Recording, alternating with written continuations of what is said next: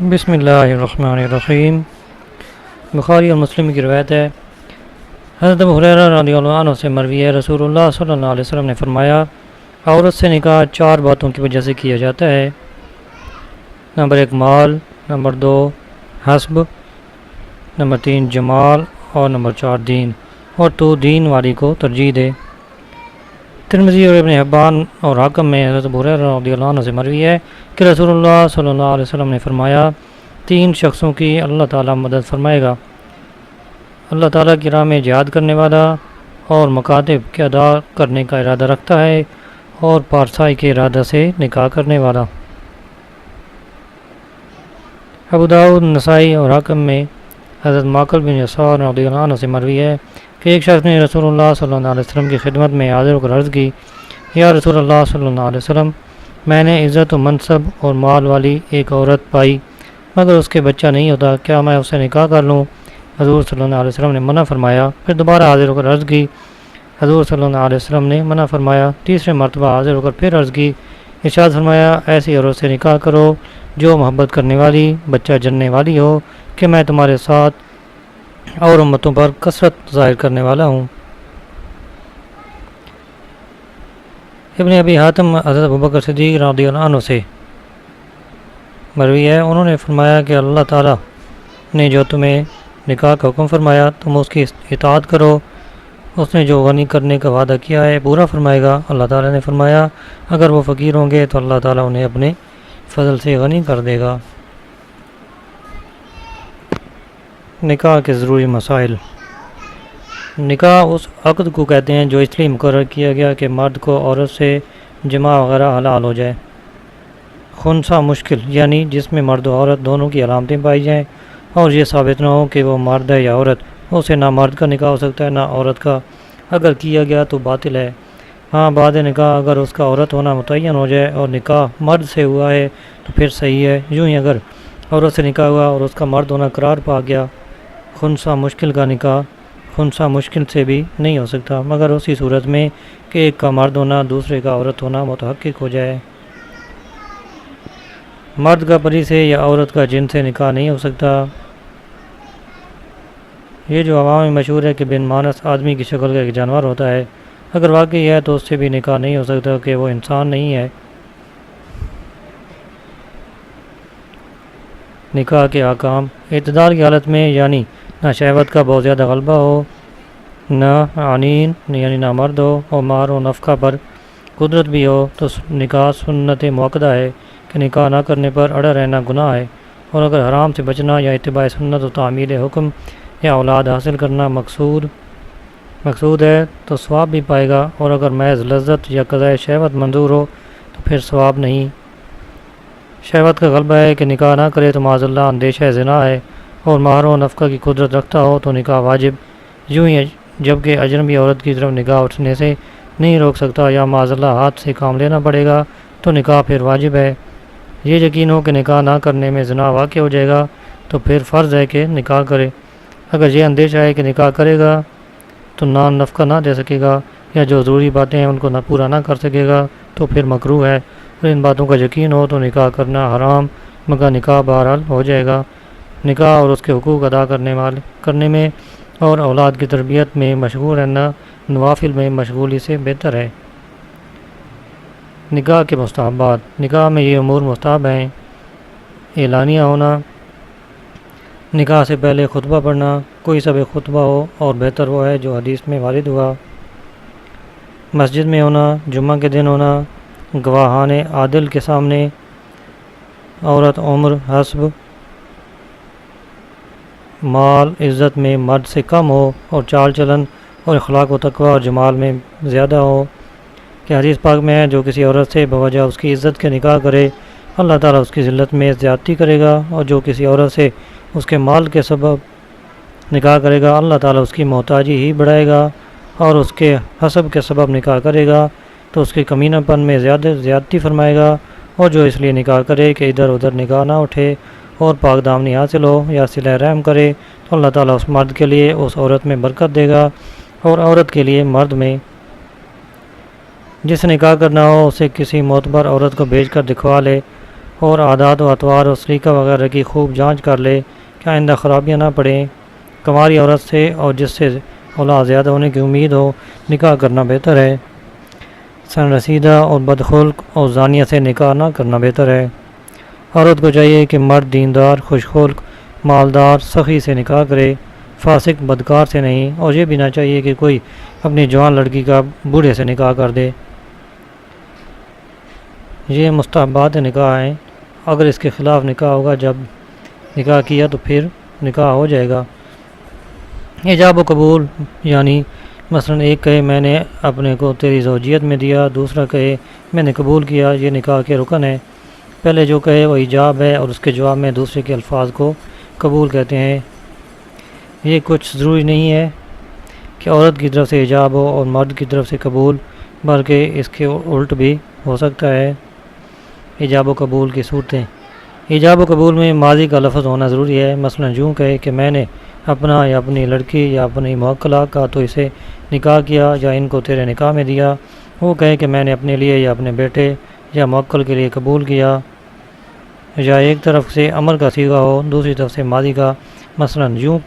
یوں کہے کہ تو مجھ سے اپنا نکاح کر دے یا تو میری عورت ہو جا، اس نے کہا میں نے قبول کیا یا زوجیت میں دیا ہو جائے گا۔ یا ایک طرف حال کا صیغہ ہو، دوسری طرف سے ماضی کا۔ مثلا اس طرح کہے کہ تو مجھ سے اپنا نکاح کرتی ہے، اس نے کہا کیا تو ہو گیا۔ یا یوں کہ میں تو اسے نکاح کرتا ہوں، اس نے کہا میں نے قبول کیا تو ہو جائے گا۔ ان دونوں صورتوں میں پہلے شخص کو اس کی ضرورت نہیں کہ کہے میں نے قبول کیا، اور اگر کہا تو نے اپنی لڑکی کا مجھ سے نکاح کر دیا، اس نے کہا کر دیا، یا کہا کہ ہاں، تو جب تک پہلا شخص یہ نہ کہے کہ میں نے قبول کیا نکاح نہ ہوگا، اور ان لفظوں سے کہ نکاح کروں گا یا قبول کروں گا نکاح نہیں ہو سکتا۔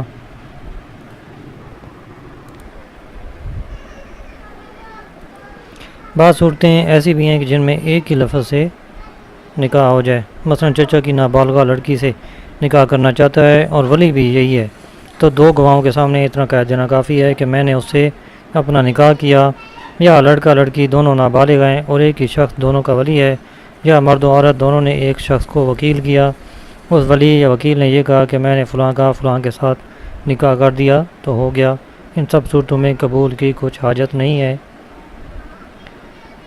دونوں موجود ہیں، ایک نے ایک پرچے پر لکھا کہ میں نے تو اسے نکاح کیا، دوسرے نے بھی لکھ کر دیا یا زبان سے کہا میں نے قبول کیا، نکاح نہ ہوا۔ اور اگر ایک موجود ہے دوسرا غائب، اس غائب نے لکھ بھیجا، اس موجود نے گواہوں کے سامنے پڑھا یا کہا فلاں نے ایسا لکھا، میں نے اپنا نکاح اس سے کیا تو پھر ہو گیا۔ اور اگر اس کا لکھا ہوا نہ سنا یا نہ بتایا، فقط اتنا کہہ دیا کہ میں نے اس سے اپنا نکاح کر دیا تو پھر نہ ہوا۔ ہاں اگر اس میں امر کا لفظ تھا، مثلا تو مجھ سے نکاح کر، تو گواہوں کو خط سنانے یا مضمون بتانے کی حاجت نہیں۔ اور اگر اس موجود نے اس کے جواب میں زبان سے کچھ نہ کہا بلکہ وہ الفاظ لکھ دیے جب بھی نہ ہوا۔ عورت نے مرد سے ایجاب کے الفاظ کہے، مرد نے اس کے جواب میں قبول کے لفظ نہ کہے اور مہر کے روپے دے دیے تو نکاح نہ ہوا۔ یہ اقرار کہ یہ میری عورت ہے نکاح نہیں، یعنی اگر بیشتر سے نکاح نہ ہوا تھا تو فقط یہ اقرار نکاح قرار نہ پائے گا۔ البتہ قاضی کے سامنے دونوں ایسا اقرار کریں تو وہ حکم دے دے گا کہ یہ میاں بیوی ہیں۔ اور اگر گواہوں کے سامنے اقرار کیا، گواہوں نے کہا تم دونوں نے نکاح کیا، کہا ہاں تو ہو گیا۔ الفاظ نکاح دو قسم کے ہیں، ایک صریح، یہ صرف دو لفظ ہیں، نکاح اور تزوج، باقی کنایہ ہیں۔ الفاظ کنایہ میں ان لفظوں سے نکاح ہو سکتا ہے جن سے خود شے ملک میں آ جاتی ہے، مثلا ہبہ، تملیک، صدقہ، عطیہ، بیع یا شراء، مگر ان میں قرینہ کی ضرورت ہے کہ گواہ اسے نکاح سمجھے۔ ایک نے دوسرے سے کہا میں نے اپنی یہ لونڈی تجھے ہبہ کی، تو اگر یہ پتہ چلتا ہے کہ نکاح ہے، مثلا گواہوں کو بلا کر ان کے سامنے کہنا اور مہر کا ذکر وغیرہ، تو یہ نکاح ہو گیا۔ اور اگر قرینہ نہ ہو مگر وہ کہتا ہے میں نے نکاح مراد لیا تھا، اور جسے ہبہ کی وہ اس کی تصدیق کرتا ہے جب بھی نکاح ہے، اگر وہ تصدیق نہ کرے تو ہبہ قرار دیا جائے گا۔ اور آزاد عورت کی نسبت یہ الفاظ کہے تو نکاح ہی ہے، قرینہ کی حاجت نہیں، مگر جب ایسا قرینہ پایا جائے جس سے معلوم ہوتا ہے کہ نکاح نہیں تو پھر نہیں ہوا۔ مثلا معاذ اللہ کسی عورت سے زنا کی درخواست کی، اس نے کہا میں نے اپنے کو تجھے ہبہ کر دیا، اس نے کہا قبول کیا، تو پھر یہ نکاح نہ ہوا۔ یا لڑکی کے باپ نے کہا یہ لڑکی خدمت کے لیے میں نے تجھے حبہ کر دی، اس نے قبول کیا، تو یہ نکاح نہیں ہے مگر جب کہ اس لفظ سے نکاح مراد لیا ہو تو پھر ہو جائے گا۔ عورت سے کہا تو میری ہو گئی، اس نے کہا ہاں، یا میں تیری ہو گئی، یا عورت سے کہا بعوض اتنے کہ تو میری عورت ہو جا، اس نے قبول کیا، یا عورت نے مرد سے کہا میں نے تجھ سے اپنی شادی کی، مرد نے قبول کیا، یا مرد نے عورت سے کہا تو نے اپنے آپ کو میری عورت کیا، اس نے کہا کیا، تو ان سب صورتوں میں نکاح ہو جائے گا۔ جس عورت کو بائن طلاق دی ہے اس نے گواہوں کے سامنے کہا میں نے اپنے آپ کو تیری طرف واپس کیا، مرد نے قبول کیا تو نکاح ہو گیا۔ کسی نے دوسرے سے کہا اپنی لڑکی کا مجھ سے نکاح کر دے، اس نے کہا اسے اٹھا لے جا یا تو جہاں چاہے لے جا، تو نکاح نہ ہوا۔ ایک شخص نے منگنی کا پیغام کسی کے پاس بھیجا، ان پیغام لے جانے والوں نے وہاں جا کر کہا تو نے اپنی لڑکی ہمیں دی، اس نے کہا دے، تو نکاح نہ ہوا۔ لڑکے کے باپ نے گواہوں سے کہا میں نے اپنے لڑکے کا نکاح فلاں کی لڑکی کے ساتھ اتنے مہر پر کر دیا، تم گواہ ہو جاؤ۔ پھر لڑکی کے باپ سے کہا گیا کیا ایسا نہیں ہے؟ اس نے کہا ایسا ہی ہے، اور اس کے سوا کچھ نہ کہا، تو بہتر یہ ہے کہ نکاح کی تجدید کی جائے، دوبارہ کیا جائے۔ لڑکے کے باپ نے لڑکی کے باپ کے پاس پیغام دیا، اس نے کہا میں نے تو اس کا فلاں سے کر دیا ہے، اس نے کہا نہیں، تو اس نے کہا اگر میں نے اس سے نکاح نہ کیا ہو تو تیرے بیٹے سے کر دیا، اس نے کہا میں نے قبول کیا۔ بعد کو معلوم ہوا کہ اس لڑکی کا نکاح کسی سے نہیں ہوا تھا، تو یہ نکاح ہو گیا۔ عورت نے مرد سے کہا میں نے تجھ سے اپنا نکاح کیا اس شرط پر کہ مجھے اختیار ہے جب چاہوں اپنے آپ کو طلاق دے لوں، مرد نے قبول کیا تو نکاح ہو گیا، اور عورت کو اختیار رہا جب چاہے اپنے آپ کو طلاق دے لے۔ نکاح میں مہر کا ذکر ہو تو ایجاب پورا جب ہوگا کہ مہر بھی ذکر کر لے۔ مثلا یہ کہتا تھا کہ فلاں عورت تیرے نکاح میں دی بعوض 1000 روپے کے، اور مہر کے ذکر سے بیشتر اس نے کہا میں نے قبول کی، نکاح نہ ہوا کہ ابھی ایجاب پورا نہ ہوا تھا، اور اگر مہر کا ذکر نہ ہوتا تو پھر ہو جاتا۔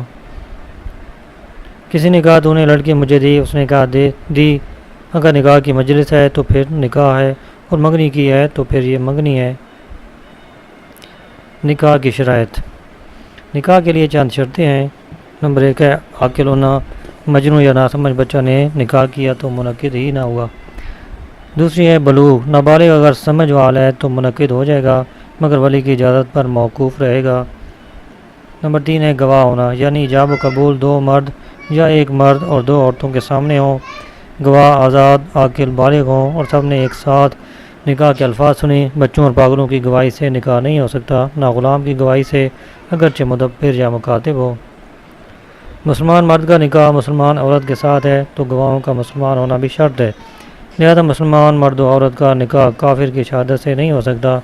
اور اگر کتابیہ سے مسلمان مرد کا نکاح ہو تو اس نکاح کے گواہ ذمی کافر بھی ہو سکتے ہیں، اگرچہ عورت کے مذہب کے خلاف گواہوں کا مذہب ہو، مثلا عورت نصرانیہ ہے اور گواہ یہودی یا بالعکس۔ یوں ہی اگر کافر اور کافرہ کا نکاح ہو تو اس نکاح کے گواہ کافر بھی ہو سکتے ہیں اگرچہ دوسرے مذہب کے ہوں۔ سمجھوال بچے یا غلام کے سامنے نکاح ہوا اور مجلس نکاح میں وہ لوگ بھی تھے جو نکاح کے گواہ ہو سکتے ہیں، پھر وہ بچہ بالغ ہوگا یا غلام آزاد ہونے کے بعد اس نکاح کی گواہی دیں کہ ہمارے سامنے نکاح ہوا اور اس وقت ہمارے سوا نکاح میں اور لوگ موجود تھے جن کی گواہی سے نکاح ہوا تو ان کی گواہی مان لی جائے گی۔ مسلمان کا نکاح ذمیہ سے ہوا اور گواہ ذمی تھے، اب اگر مسلمان نے نکاح سے انکار کر دیا تو ان کی گواہی سے نکاح ثابت نہ ہوگا۔ سوتے ہوئے کے سامنے ایجاب و قبول ہوا تو نکاح نہ ہوا۔ یوں ہی اگر دونوں گواہ بہرے ہوں کہ انہوں نے الفاظ نکاح نہ سنے تو پھر نکاح نہ ہوا۔ ایک گواہ سنتا ہے اور ایک بہرا ہے، بہرے نے نہیں سنا اور سننے والے نے یا کسی اور نے چلا کر اس کے کان میں کہا، نکاح نہ ہوا جب تک دونوں گواہ ایک ساتھ عاقدین سے نکاح کرنے والوں سے نہ سنے۔ ایک گواہ نے سنا دوسرے نے نہیں، پھر لفظ کا اعادہ کیا، اب دوسرے نے سنا پہلے نے نہیں، تو نکاح نہ ہوا۔ گنگے گواہ نہیں ہو سکتے کیونکہ کہ جو گنگا ہے بہرا بھی ہوتا ہے، ہاں اگر گنگا ہو اور بہرا نہ ہو تو پھر ہو سکتا ہے۔ عاقدین یعنی جن کا نکاح ہو رہا ہے وہ گنگے ہوں تو نکاح اشارے سے ہوگا، لہذا اس نکاح کا گواہ گنگا ہو سکتا ہے اور بہرا بھی۔ گواہ دوسرے ملک کے ہیں کہ جہاں کی زبان نہیں سمجھتے تو اگر یہ سمجھ رہے ہیں کہ نکاح ہو رہا ہے اور الفاظ بھی سنیں اور سمجھے، یعنی وہ الفاظ زبان سے ادا کر سکتے ہیں اگرچہ ان کے معنی نہیں سمجھتے، تو پھر نکاح ہو گیا۔ نکاح کے گواہ فاسق ہوں یا اندھے یا ان پر تہمت کی حد لگائی گئی ہو تو ان کی گواہی سے نکاح منعقد ہو جائے گا، مگر عاقدین میں سے اگر کوئی انکار کر بیٹھے تو ان کی شہادت سے نکاح ثابت نہ ہوگا۔ عورت یا مرد یا دونوں کے بیٹے گواہ ہوئے نکاح ہو جائے گا،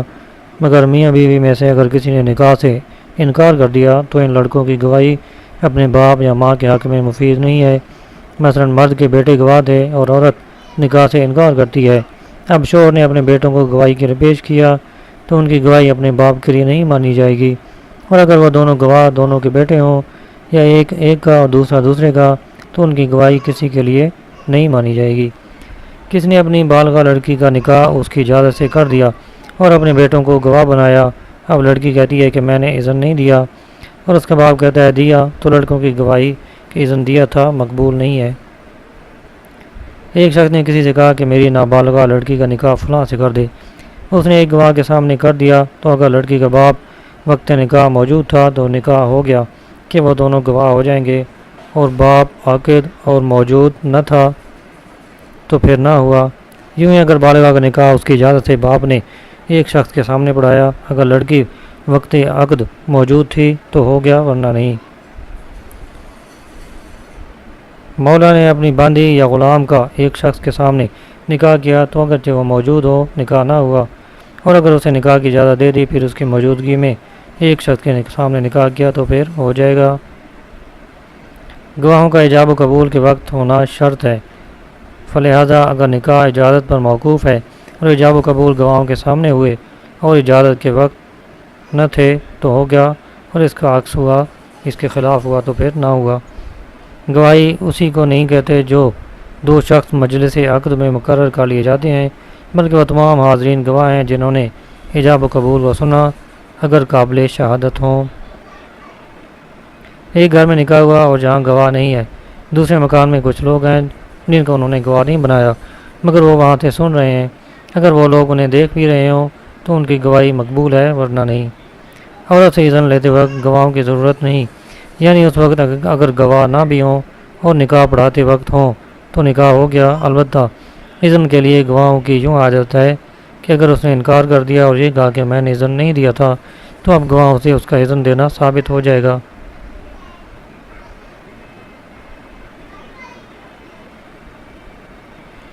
یہ امر بھی ضروری ہے کہ منقوہ گواہوں کو معلوم ہو جائے، یعنی یہ کہ فلاں عورت سے نکاح ہوتا ہے۔ اس کے دو طریقے ہیں، ایک یہ کہ اگر وہ مجلس عقد میں موجود ہے تو اس کی طرف نکاح پڑھانے والا اشارہ کر کے کہے کہ میں نے اس کو تیرے نکاح میں دیا، اگرچہ عورت کے منہ پر نقاب پڑا ہو،